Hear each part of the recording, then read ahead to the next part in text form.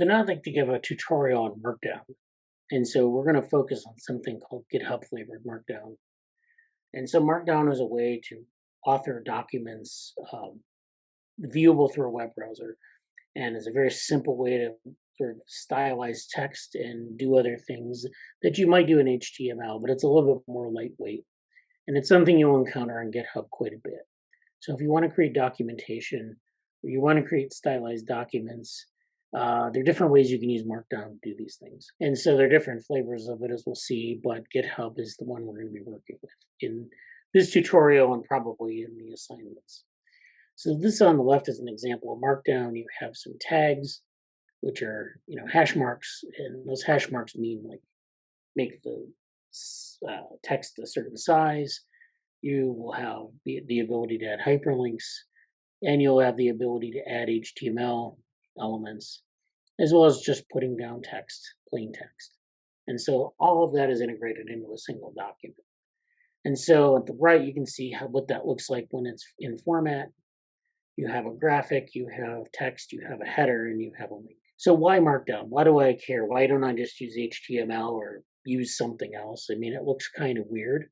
If you look at the syntax, like why do we care about this? So Markdown was developed in 2004 by John Gruber and Aaron Schwartz, and there are pictures there. And they developed this for easily formatted, easy to read text and documentation and documents that are able to be rendered in a web browser or digital notebook. Markdown comes, as I said, in different flavors. You have GitHub flavored with version control. You have R flavored, which is something you might use to write notebooks in R. And there are other flavors as well, which we won't get into. You can also take GitHub flavored Markdown and add in elements from LaTeX or HTML5. So, LaTeX is good for writing equations that are formatted. HTML is good for writing, like inserting images aligned in certain ways. There are a lot of things that control that you can do to these documents. So, it's convenient to sort of have like a base template, but then, to have other features in it, you can actually add in elements, and it's pretty flexible with respect to that. So it really helps you create attractive technical documents. So this is an example of Markdown here. It's actually a project is Markdown for. It's the OpenWorm DevoWorm education. And so this is a repository where we have different educational concepts, different concepts for people coming into this community. It's, things that are not easily taught in like 5 minutes, but to have like interactive demos and interactive discussions about some of these topics. So this was something I created as part of Mozilla Open Leader 7. This was back in like 2018, 2019. And, so the work is a bit dated, but I think you get the sense of how you might use Markdown. And so this is an example of like Turing morphogenesis. This is just like, where you have text and equations and images, and you can play all that out pretty seamlessly. It's styled like a wiki, and in fact, wikis use Markdown quite a bit. And you can build and collaborate with people using minimal syntax. So that's actually important, that you can actually use content from contributors, people who might not know HTML, or you can lay out a template where people don't have to know every aspect of the template to contribute. It's actually pretty straightforward to do this. And so we're using minimal syntax to build these documents, to build these kind of wiki stubs, and to add in information the way you would like to have it for a community. So when you have these big collaborative groups, you don't want to have a really high technical burden, just simply because people don't know. It's hard to find people who can program obscure computer languages. And although Markdown is somewhat obscure, it's useful because it's this high level computing. So this is an example or comparison between Markdown and HTML, just to show that there's really no difference between Markdown and HTML. If you write a web page, you want to use HTML because web browsers typically use HTML as sort of, they have the interpreter for that, and they don't have an interpreter for Markdown. But when you're in GitHub, you can commit a file, or if you're working with like some sort of notebook, like in data science, you have the interpreters in the application. So if you're working with R, it can interpret our Markdown, or GitHub can interpret GitHub flavored Markdown. So in many cases, but not all, Markdown can be just as good as HTML. So which one of these is written in Markdown? Which one of these is built in HTML? So we can see that Markdown, so we can see that we have header 1, header 3, and then we have this table. And so the idea is like, which ones are built in Markdown, which ones are built in HTML. You don't see an immediate difference. We have this example here, and then we have the table. So is this written in Markdown or HTML? So this isn't really, you don't have a head-to-head comparison here, but we have, basically, we don't know that this was built in Markdown or HTML. And so this is an example here. So at the top, we have the Markdown version for header 1. Below that, we have the HTML version for header 1. So a single square mark is equivalent to an H1 heading in HTML. 3 square marks is equivalent to a third level header in HTML H3. And then the table, of course, is built in Markdown. And if you go to look on the web for a table built in HTML, you can't necessarily tell the difference between this Markdown table and an HTML table. Now, you can see the code for a table, and it's actually quite a lot more intuitive than, say, like an HTML table. And you can add in stylistic things for your cells, your cell content, and you have these pipes and these dashed lines, and basically you're drawing a table. Okay, so it's very easy for a new contributor to come in, build a table, and have something that looks like HTML. So it's very simple. Line breaks are dealt with in different ways. In HTML, there was a deal with line breaks. In Markdown, there's a similar way of using this sort of standardized. You don't have to use a lot of obscure code. There's sometimes in HTML, you're using a lot of obscure tags and different symbols to do this. But in Markdown, you're just using line breaks. So you just use spacing or gaps, different, where you skip a line and you go down to the next line. So it's actually pretty easy to do.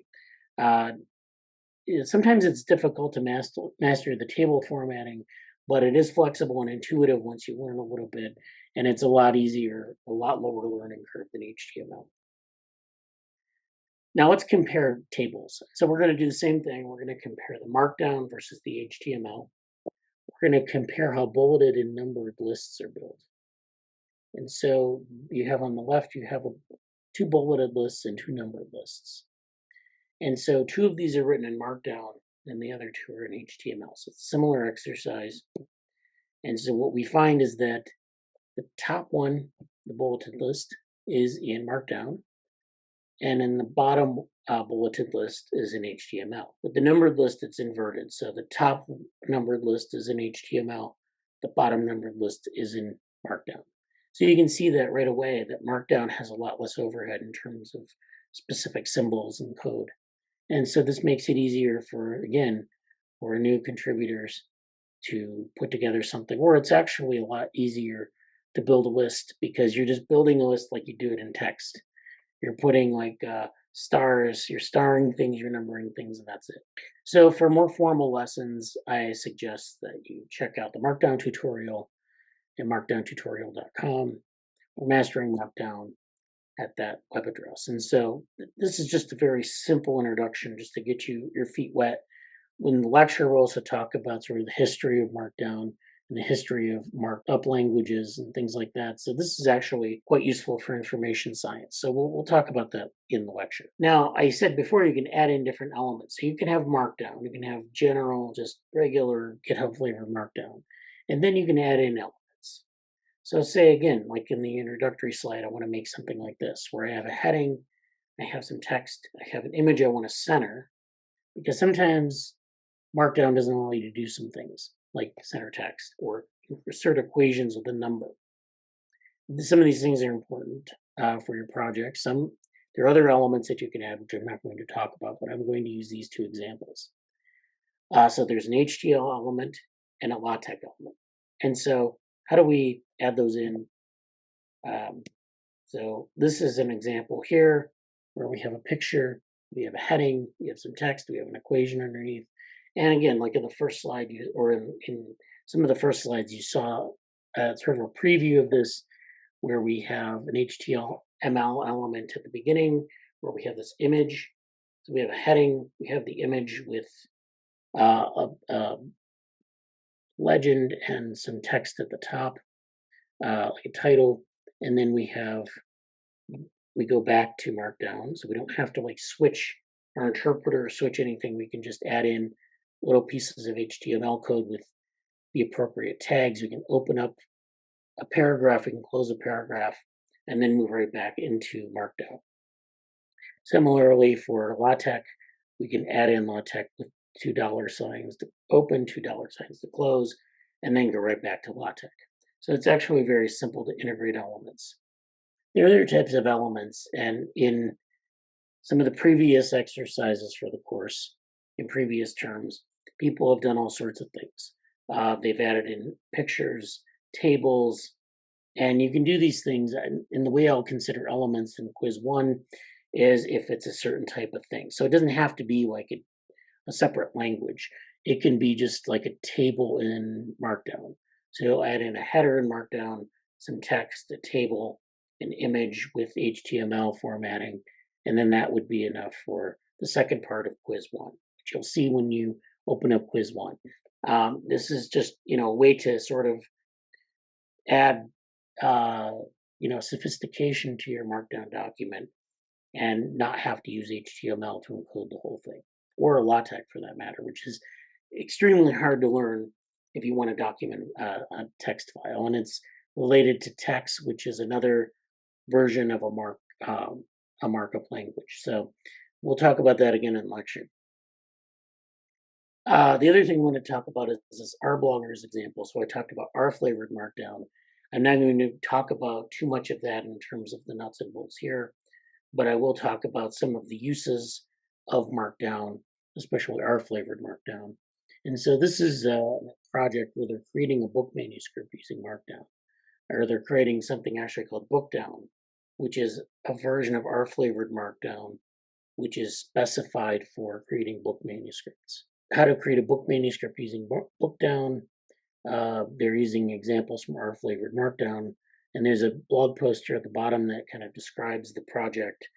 So Bookdown is a specialized markup language. It's related to Markdown. It's basically Markdown, R flavored Markdown for this version. So they've added in some functionality, and then it allows you to format and deal with other documents with specific features. So this will have specific tags for things that you might have to format in a book setting.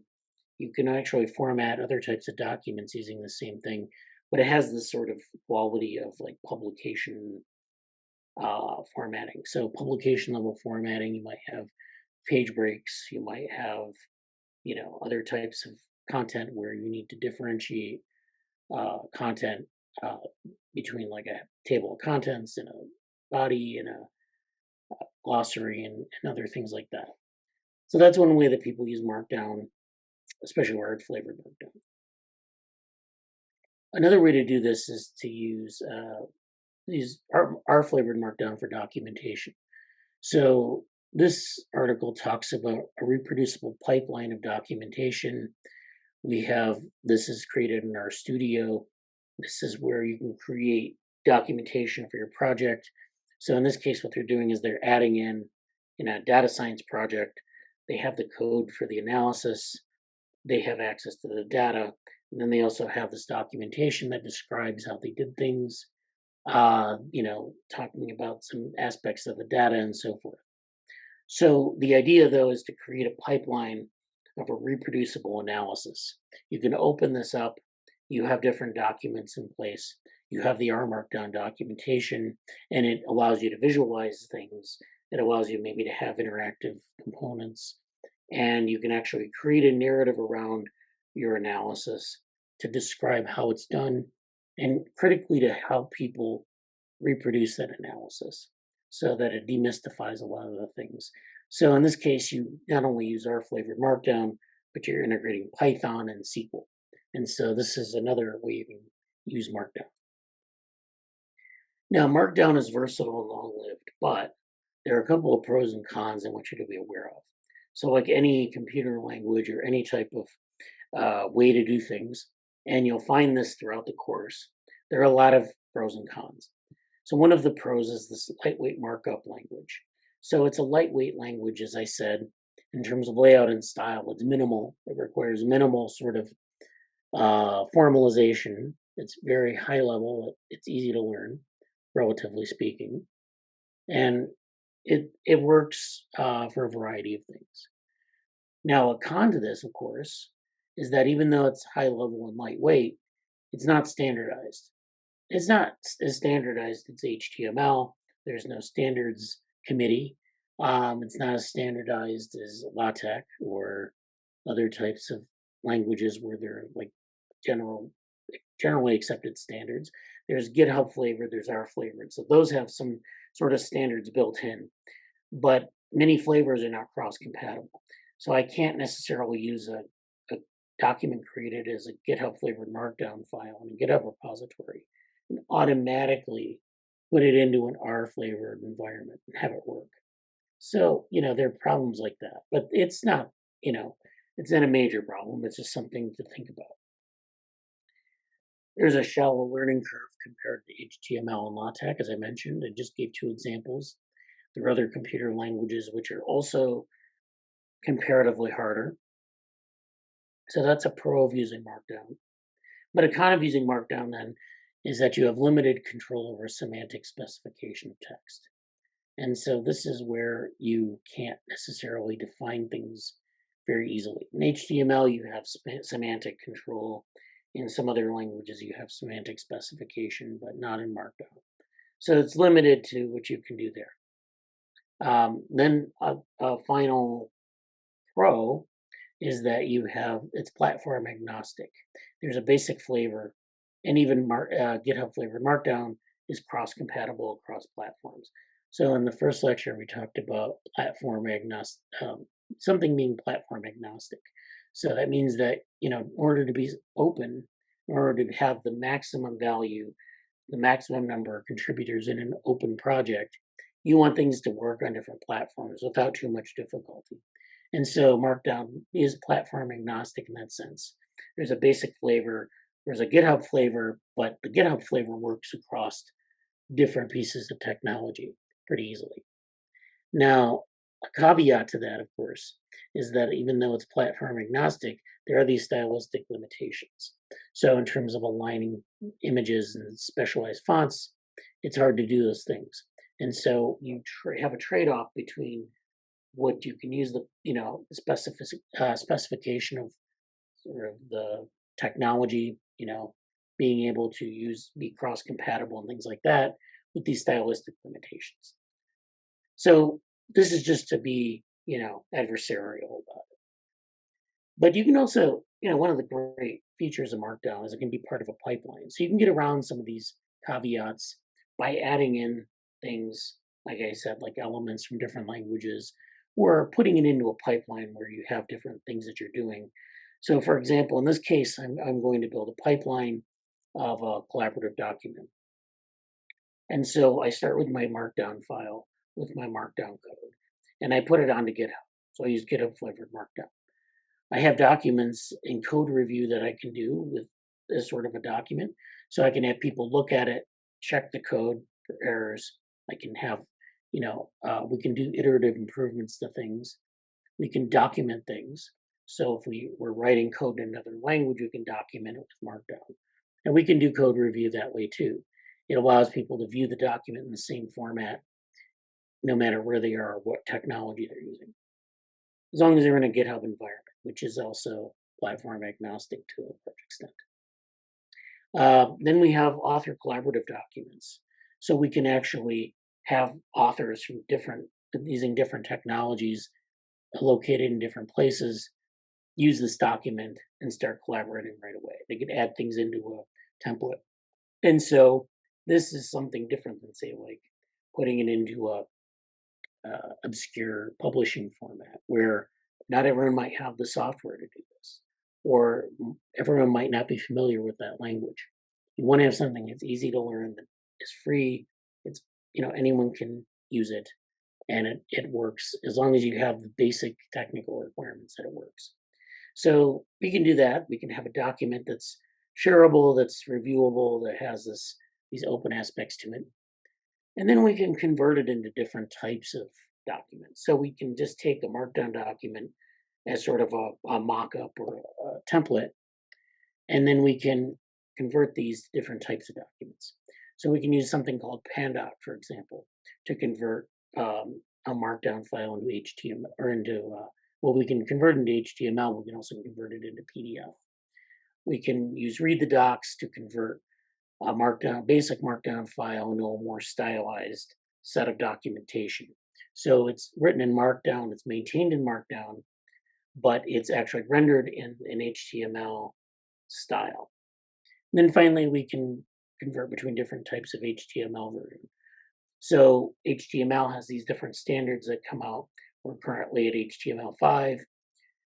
They specify different stylistic attributes of HTML. You don't want to have to sort of keep up with that. So you can just take a Markdown doc, convert it to the latest version of HTML, and be all set. It doesn't require people to learn all the latest styles. And this is, something that's useful for building books, building documentation, building any sort of technical document you want, but also working with large numbers of people in different projects and getting information to them in a stylized manner. So here are a few papers on how people use the pipeline that I proposed. So the pipeline I proposed is actually quite popular for researchers building documents for their books or for their articles. And so this first one is how to use Pandoc to produce a research paper. So they wrote everything out, and then they used Pandoc to convert this using external files and styles and combining it with the Markdown text to build a nice looking document that can be converted into a number of different forms. And so this is something for open communities you might consider, having a basic Markdown document using Pandoc to sort of convert it to different files. So you might have people interested in accessing it as an EPUB or as a PDF or as a doc file or as an ODF file if they're using something like OpenOffice, HTML, or even text if they're just really hot on being a technical genius or something. But in any case, it serves a lot of needs. And so you can do a lot of flexible things with this kind of pipeline. The second reading is how I wrote my book using Markdown, Pandoc, and a little help from the internet. So you can build a book, as we talked about with our flavored Markdown. This is another way to do this. And then thirdly, create beautiful semantically rich documents with Pandoc Scholar. So there's a version of Pandoc called Pandoc Scholar, which allows you to actually add those semantic elements into what starts out as a Markdown document. So these are just ways to do this. This is something useful maybe for communities, community building, creating documents, and other things. And it may be useful outside of project management as well. And so you can do this. You can convert docs and integrate with GitHub repositories using Visual Studio Code. So you basically can open up a Markdown file, convert it. It has Pandoc under the hood. It can put things into GitHub repositories, and it can do a lot of things automatically. So there's a how-to guide on Markdown and Visual Studio Code. Here, it's a Medium article, and then building an amazing Markdown editor using Visual Studio Code and Pandoc that allows you to work with Markdown in Visual Studio Code, convert it using a GUI, and then actually put it on GitHub or use some other technique to distribute it. So a lot of what I've described to you with Pandoc is really command line driven sometimes. Sometimes you can use tools like Visual Studio Code, or there's another tool that's been deprecated but still has an open source following, Atom.io. That's also useful. And it's very easy to make these kind of conversions. And so I have some tutorials on Atom.io on the Open Source Rotation YouTube channel. They're somewhat popular, but it basically walks you through how to use this tool. Like I said, this tool has since been deprecated, but it is very easy to use if you don't want to use Visual Studio This would be the way to go. And so, speaking of building things like um, papers in Markdown or using Markdown as a base for it, um, there's this project called Mist. And Mist is actually a way to build things on extending Markdown from just that Markdown language to a larger publishing strategy. And so they have these JavaScript tools that could be integrated, or, this is kind of like the rival product here is like Jupyter Notebooks. So if you're familiar with Jupyter Notebooks, if you're say in data science and use Jupyter Notebooks, this is a competitor to that. And so Markdown is actually quite useful for things like Jupyter Notebooks for writing in a kernel and executing text. So you can describe what you're doing. But Mist actually allows you to build something that looks more like an academic paper. And so it's very useful. You can also include equations, which you can also do in a Jupyter notebook, but it's more seamless. And so these are the types of tools you can also use Markdown and other elements for. And so how do I learn more? So I have a list of readings. Some of these are sort of compare and contrast, but others are, just kind of straightforward tutorials. So the first one is the ins and outs of using Markdown for technical writing. This is obviously an instructional article. The second one is why you shouldn't use Markdown for documentation. So this basically takes all I've said and kind of throws it out the window. But I think it's good to read because you understand the limitations. The third article is why you should and should not use Markdown. So they're just basically making this case for the pros and cons, and that's also good to read. And then finally, Adam Hyde has an article, "What's Wrong with Markdown?" from his blog. And so this is, basically it's an issue that comes up in technology. Some people like to use certain platforms, some people hate certain platforms. It's all basically whatever you find most useful. So when you're making decisions in projects about what technologies to use, looking at the pros and the cons, technically speaking, sometimes there's a matter of preference, and sometimes those preferences don't really matter to the technical details of what you want to do. But sometimes people will just refuse to use things, or they'll just be resistant to things. So there's that sociological aspect you have to be aware of as well. So that's all I have for today. Thank you for paying attention.